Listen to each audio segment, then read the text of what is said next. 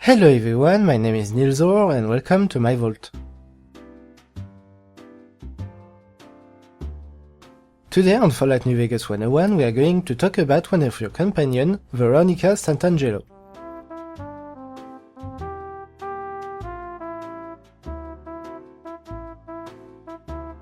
Born in 2254, Veronica was raised within the Brotherhood of Steel by her paladin father and scribe mother. She learned a lot about technologies and became a scribe, holding the rank of journeyman when you meet her.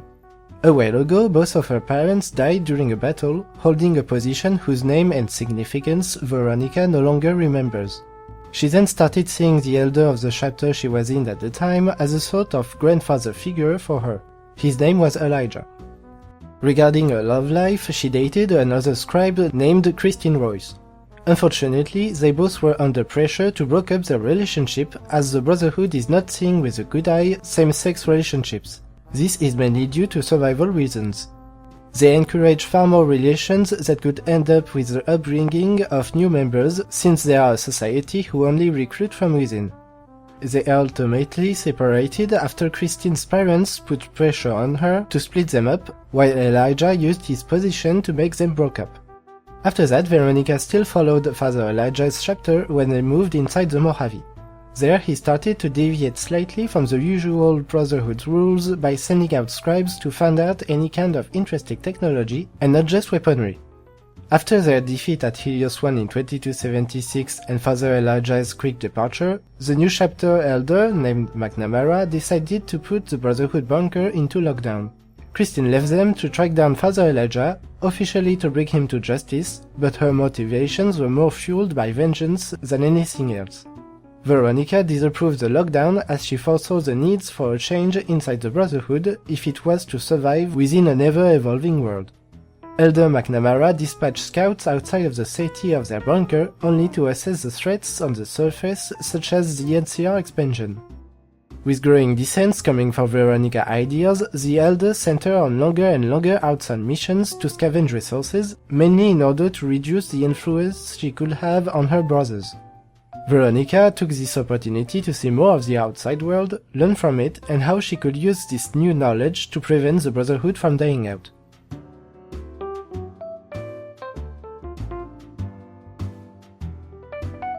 When you look at Veronica, you won't get to see much besides her face. She's wearing a not-fitting brown set of clothes, which seems logical considering the fact that she is aiming to be discreet. Both to not put in danger the Brotherhood by revealing their presence, but also to interfere as little as possible with the outside world, as she is also here to observe and learn more from what she is seeing. When you talk to Veronica, you quickly realize that she is a person mainly fueled by love. It is because she loves the Brotherhood, which she considers to be her family, that she is worried about its future, which had led her, when you meet her, in a state of doubt. Having been her entire life an outcast, a minority within the Brotherhood, has gave her a better outside look at its limits and to be able to call upon it. Now out in the world to learn more from other groups, to see what they are doing, will confirm what she has been able to foresee. The Brotherhood is heading straight to a dead end, with the most likely scenario being its complete extinction due to its inability to evolve and adapt to an ever-changing outside world. Therefore, Veronica's inner conflict is between to whom her love and loyalty will go, to herself and what she believes in, or to the Brotherhood and its ideology. She is aiming to reconcile both, but ultimately is unable to, mainly due to the stubbornness and rigidity of the Brotherhood society. Veronica is therefore in a Corleonean dilemma. Either she remains true to herself but has to leave the Brotherhood behind despite still loving them, or she remains within the Brotherhood, setting aside what she knows to be true, and bracing for the end of both herself and her loved ones. On a more meta level, Veronica illustrates the resilience of society to change, even when all facts and predictions show that it is going to hit a wall and die out. This fits with New Vegas and its overall themes about change. She is the paragon of how a good heart is sometimes not enough to make things evolve for the better.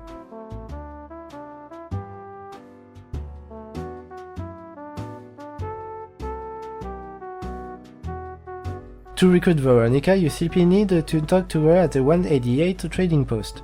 Keep in mind to never talk negatively about the Brotherhood of Steel. She will then propose to come with you. You will benefit from a Scribe Assistant perk, which enables a workbench through dialogue. In combat, she prefers the hand-to-hand approach with her devastating power fist.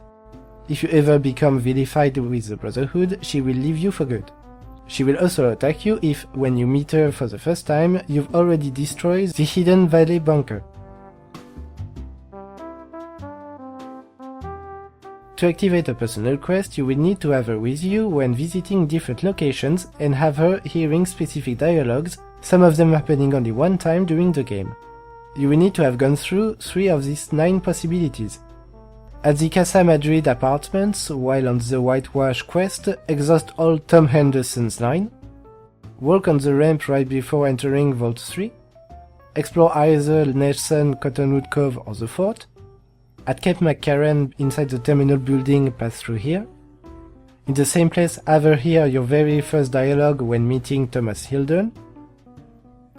Listen to Pete's history lesson at the Nellis Air Force Base Boomer Museum. Inside the old Mormont Fort, go through the very first dialogue with Julie Farkas about dropping off medical supplies. Inside the Repcon test site, when you ask Jason Brights about the Grand Journey. And at the Silver Rush, talk to Gloria Van Graff and answer her that you are just browsing. Veronica will now say that she has seen enough of the world to be sure that the Brotherhood needs to change. She will ask to go to Hidden Valley. Go there. Let her open the bunker's door if you never came here before, then go to the Elder's room. Let Veronica talk to him. She will come back to you saying that you need to find one exceptional piece of technology to prove to the Elder that if the Brotherhood doesn't evolve, the rest of the world will without them and leave them behind to die out. Now you will need to go here to access Father Elijah's old terminal where he kept the data about interesting technologies. You will now have 3 possibilities as to which technology you should recover. Gaining control of the Archimedes 2 satellite, finding information about a new farming technology, or recover the pulse gun, a weapon that can easily defeat power armors. To gain Archimedes 2 control, first you will need to find the laser control weapon. Go to the Vault 21 gift shops behind the strip and ask Sarah about it. Then go to the western part of Freeside near the Mekanrath store. Inside the crumbled building is the body of the dead man wearing a collar that should hide the weapon. It is now in the possession of a little kid called Max. To obtain his Euclides C-Finder weapon that is necessary to fire Archimedes, you can pay him 1000 caps, or 20 after a battle check of 44, or pickpocket him after he went to sleep.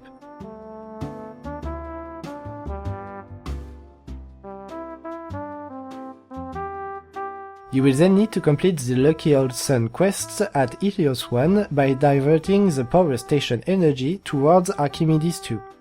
Note that you don't need to fire the Archimedes 1 weapon, which will kill the NCR soldiers. To find the farming technology, you need to complete the quest There Stands the Grass at Cape Macaron by not allowing Kelly to delete the data and making a copy of it on your Pip-Boy. Bring those data to the Elder. For the pulse gun, you need to go through the Vault 34 armory where a very hard locked box will contain the weapon. First you can go steal the key to the box inside Mother Pearl's house at Nellis Air Force Base. Then go inside Vault 34.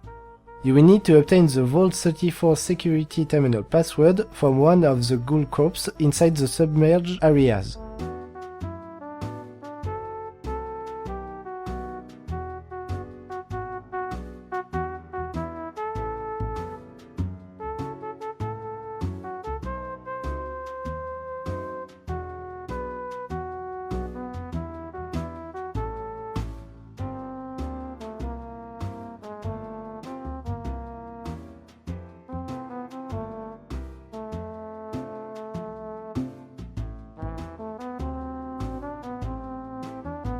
Then go to this terminal to activate the pumps, which will remove the water.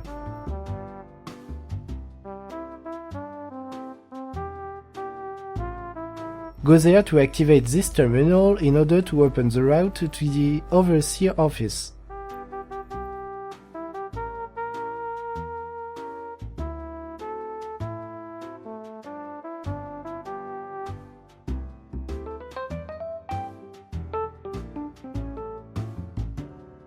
Go inside the Overseer office,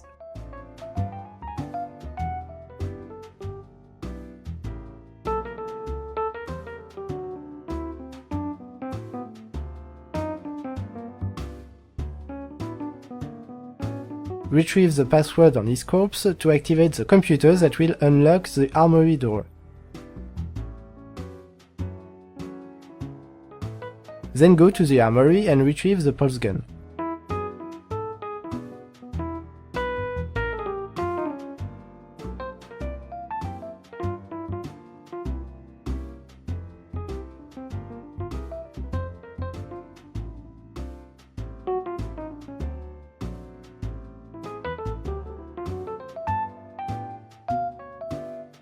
Now, whatever you chose, go back to the Elder. Despite Veronica's arguments, the Elder will still refuse to change the Brotherhood's way. Veronica will then ask the player if she should stay within the Brotherhood or leave. You can choose or let the choice to her. If you do the latter, she will choose to remain. Then she will ask to go outside to get some air. Right outside the bunker will be 4 angry paladins that are seeing Veronica as a bad seed and want to kill her. You will need to deal with them by either killing them, which won't make you gain infamy, telling them that Veronica remains within the Brotherhood will make them attack you, but telling them that she is leaving will make them back down. Passing a peace check of 95 to convince them to peacefully leave, or use a terrifying presence perk to make them go away, but they will come back each time you leave the bunker until you deal with them more permanently. After that, if Veronica stayed within the Brotherhood, she will complete the quest and gain the Bonds of Steel perk, which adds 4 to her damage threshold. If she decided to leave, she expresses her interest in joining the Followers of the Apocalypse. Travel to one of their outposts here. There, the local doctor in charge of placement named Schiller, with who she needs to talk, is not coming back until tomorrow. Go out of the outpost and wait 24 hours before going back in. Unfortunately, some rogue paladins have entered the outpost and slaughtered everyone, accusing you and Veronica of sharing forbidden knowledge with outsiders. You will have no choice but to fight them. Once you've dealt with them, Veronica will blame herself, but it will reinforce the fact that she feels she made the right decision. This will complete the quest and she will gain the Causeless Rebel perk, increasing her unarmored attack rate by 30%.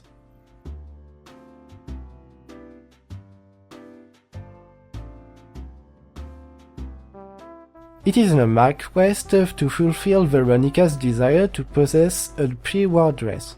To complete it, simply give her one, including one of the White Glove Society attire. She will then teach you the Strike Counter, an unarmed attack to perform after you've successfully blocked an incoming strike.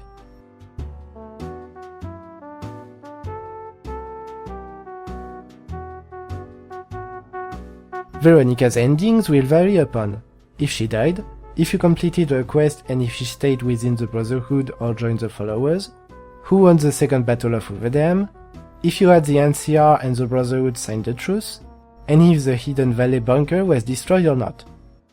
If she died, Veronica never found the answer that she was looking for in the Mojave, which proved itself deadly. If you didn't complete the quest, she never found a firm solution to the Brotherhood's problems. Her frustrations towards its leadership led to her banishment and her becoming a wandering tinker and scavenger. If you made Veronica join the Followers with an NCR victory and a truce signed, she was relieved that the Brotherhood could survive longer thanks to the treaty.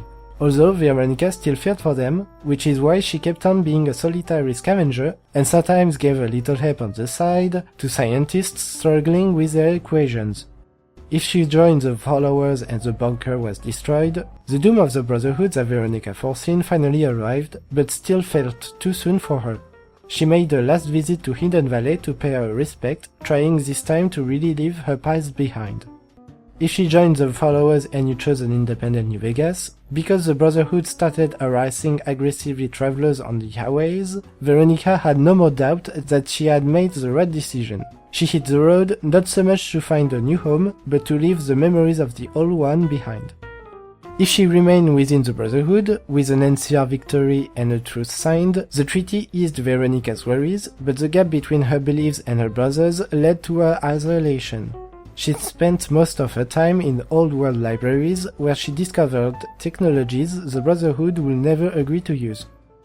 If she remained within the Brotherhood and the bunker was destroyed, its destruction made Veronica felt truly lost, only comforting herself by knowing that she spent times with her brothers through their last days.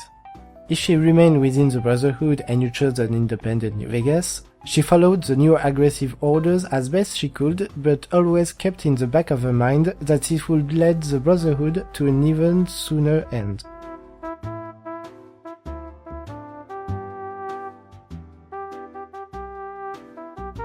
On the next video, we are going to talk about Akkad Ganon, and after that will be time for the history of the Enclave. Thank you for watching, and see you later!